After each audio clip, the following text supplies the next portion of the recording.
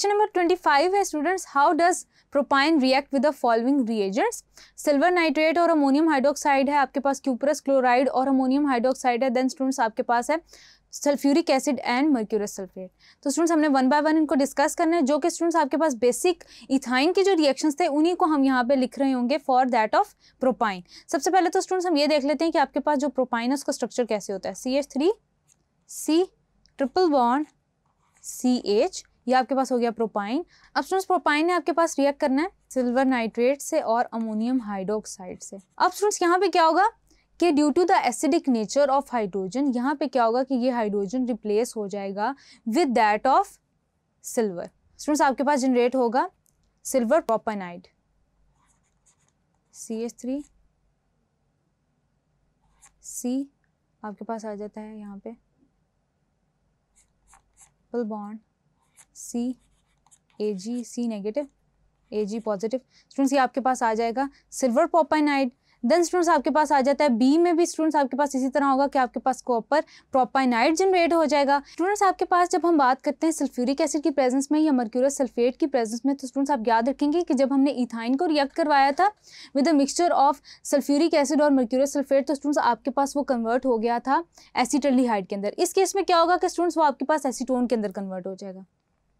CH3 C triple bond CH plus आपके पास यहाँ पे आ जाता है H2SO4, आपके पास mixture present H2SO4, acidic conditions हैं आपके पास, मर्क्यूरस सल्फेट प्लस यहाँ पे वाटर भी आप लिख सकते हैं SO4। बिल्कुल सेम आपने कंडीशंस लिखनी है जो आपने इथाइन के लिए लिखी थी। यहाँ पे स्टूडेंट्स आपके पास जनरेट हो जाता है acetone CH3 C double bond O CH3, जो कि स्टूडेंट्स इथाइन की केस में आपके पास एसिटल्डिहाइड जनरेट हुआ था। यहाँ पे स्टूडेंट्स अगर आप देखें तो इसका जो इंटरमीडिएट है वो कुछ इस तरह का होता है, यानी कि जो इंटरमीडिएट पहले विनाइल अल्कोहल और आपके पास एसिटल्डिहाइड के दरमियान जो होती है ना कि आपके पास अरेंजमेंट होती है, विनाइल अल्कोहल जो है वो स्टेबल अरेंजमेंट देता है in the form of acetaldehyde. इस केस में स्टूडेंट्स आपके पास किस तरह से हो रहा होता है कि आपके पास जो OH ग्रुप होता है वो इस कार्बन के साथ जाके अटैच हो जाता है, CH3 C OH double bond CH2। यहाँ पे स्टूडेंट्स क्या होती है कि अरेंजमेंट होती है, ये अपने आप को स्टेबल करता है, स्टेबल करके ये एसीटोन में कन्वर्ट हो जाता है। तो स्टूडेंट्स अगर आप चाहें तो जो इसकी अरेंजमेंट है यानी कि आपके पास जो इंटरमीडिएट आता है आप इसको भी अलग से मेंशन कर सकते हैं। यहाँ पे स्टूडेंट्स ये इसकी इलेक्ट्रॉन डेंसिटी इनवर्ड मूव करती है और ये आपके पास जो प्रोटॉन है ये यहाँ से शिफ्ट कर जाता है, तो स्टूडेंट्स आपके पास जो है ये कन्वर्ट हो जाता है एसीटोन के अंदर। देन स्टूडेंट्स आपके पास क्वेश्चन नंबर 26 का पार्ट ए है, a compound has a molecular formula C4H6। यहाँ पे स्टूडेंट्स आपके पास बात हो रही है 1 ब्यूटाइन की और 2 ब्यूटाइन की। When it is treated with excess hydrogen in the presence of nickel catalyst a new compound C4H10 is formed. When C4H6 is treated with ammoniacal silver nitrate a white precipitate is formed. What is the structural formula of the compound? तो students अगर आपके पास देखा जाए तो ये C4 है, 1 2 3 and then 4। अब students आपके पास कार्बन 4 हैं और आपके पास हाइड्रोजन 6 हैं, यानी कि आपके पास किस तरह से है कि हम 1 ब्यूटाइन और 2 ब्यूटाइन की बात कर रहे हैं। तो 1 ब्यूटाइन की केस में यहाँ पे आपके पास एक ट्रिपल बॉन्ड आ जाएगा CH3 CH2, यानी कि आपके पास 5 और 6 हो गए।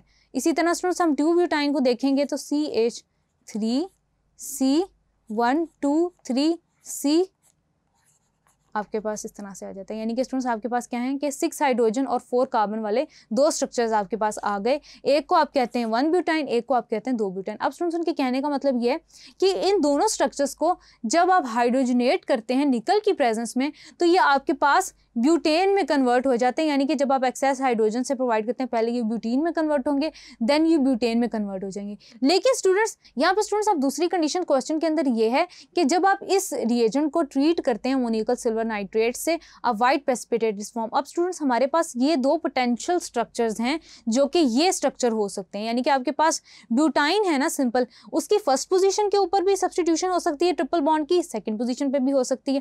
अब हमने देखना है कि वो कौन सा कंपाउंड है या कौन सा स्ट्रक्चर है इन दोनों में से जो अमोनियम सिल्वर नाइट्रेट के साथ जब रिएक्ट करता है तो वाइट प्रेसिपिटेट आपके पास बनता है इन द फॉर्म ऑफ एसीटलाइट। तो स्टूडेंट्स आप याद रखेंगे कि वो स्ट्रक्चर जिसमें टर्मिनल हाइड्रोजन एटम प्रेजेंट है वो आपके पास अमोनियकल सिल्वर नाइट्रेट से रिएक्ट करेगा, जबकि वो स्ट्रक्चर जिसके टर्मिनल पोजीशन पे आपके पास हाइड्रोजन एटम प्रेजेंट नहीं है, यानी कि एसिडिक हाइड्रोजन एब्सेंट है, वो आपके पास अमोनियकल सिल्वर नाइट्रेट से रिएक्ट नहीं करेगा।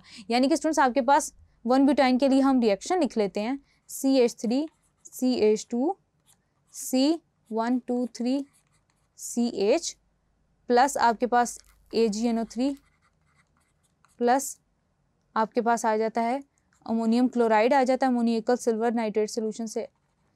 और स्टूडेंट्स आपके पास ये जो रिएक्शन है कुछ ऐसा आएगा CH3 CH2 आपके पास आ गया C ट्रिपल बॉन्ड CAG। तो स्टूडेंट्स आपके पास ये जो है वो सिल्वर नाइट्रेट, सिल्वर आपके पास जो अमोनियकल सिल्वर जो है वो वाइट प्रेसिपिटेट देगा इस केस के अंदर, क्योंकि टर्मिनल हाइड्रोजन प्रेजेंट है। उसके लिए स्टूडेंट्स हमने रिएक्शन भी लिख लिया और बायो प्रोडक्ट्स वैसे ही बनेंगी और बाकी रिएक्शन जो मेजर है वो वैसा ही होगा जैसा आपने इथाइंस की केस में पढ़ा था। आई होप स्टूडेंट्स ये क्वेश्चन आपको क्लियर हो गया होगा। आगे चलते हैं स्टूडेंट्स, आपके पास क्वेश्चन नंबर 27 है कि आइडेंटिफाई A एंड B। आपने A एंड B को आइडेंटिफाई करना है। अब स्टूडेंट्स यहाँ पे आपके पास क्या है कि प्रोपेनॉल है। प्रोपेनॉल को आपने फॉस्फोरस पेंटाक्लोराइड के साथ ट्रीट करवाया तो स्टूडेंट्स आपके पास क्या बन जाएगा, ये हाइड्रोक्सिल ग्रुप जो है वो रिप्लेस हो जाएगा। तो आपके पास जो A स्ट्रक्चर है वो आपके पास बनेगा CH3 CH2 CH2 Cl। आपके पास प्रोपाइल क्लोराइड जनरेट हो जाएगा। इस प्रोपाइल क्लोराइड को स्टूडेंट्स मैंने विलियमसन सिंथेसिस के नाम से एक आपको रिएक्शन करवाया था, जिसमें आप क्या करते हैं 2 मोल्स यूज़ करते हैं उसी रिएक्टेंट के, जिसको आपने कन्वर्ट करना होता है प्रोडक्ट के अंदर और उसको सोडियम से ट्रीट करवाते हैं इन द प्रेजेंस ऑफ ईथर। ये रिएक्शन होता है। ये इसमें स्टूडेंट्स आपके पास क्या होगा कि आपके पास ये चेन डबल करने के लिए, सिमेट्रिकल अल्केन्स जनरेट करने के लिए ये रिएक्शन पर्टिकुलरली हो रहा होता है। तो हम क्या करते हैं कि आपके पास जो प्रोडक्ट A होता है प्रोपाइल क्लोराइड को, उसको हम कन्वर्ट कर देते हैं हेक्सेन के अंदर CH3 CH2 CH2, यानी कि आपके पास ये जो चेन होती है ये डबल हो जाती है यहाँ पे CH2 CH2 CH2 CH3। तो स्टूडेंट्स ये आपके पास कन्वर्ट हो गया N हेक्सेन के अंदर प्लस 2NaCl। तो स्टूडेंट्स ये आपके पास प्रोडक्ट थी कि आपके पास जो B प्रोडक्ट है वो आपके पास है हेक्सेन। देन स्टूडेंट्स आपके पास क्वेश्चन नंबर 27B है, give the general mechanism of electrophilic addition reactions of alkenes.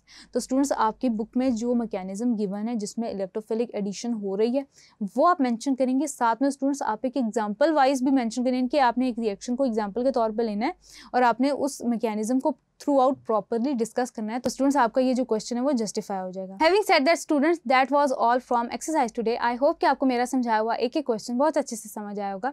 This is your on screen chemistry instructor Imsha sir signing off from tutoria.pk। इंशाल्लाह will see you in the next video with next chapter. Till then take care. अल्लाह हाफिज़।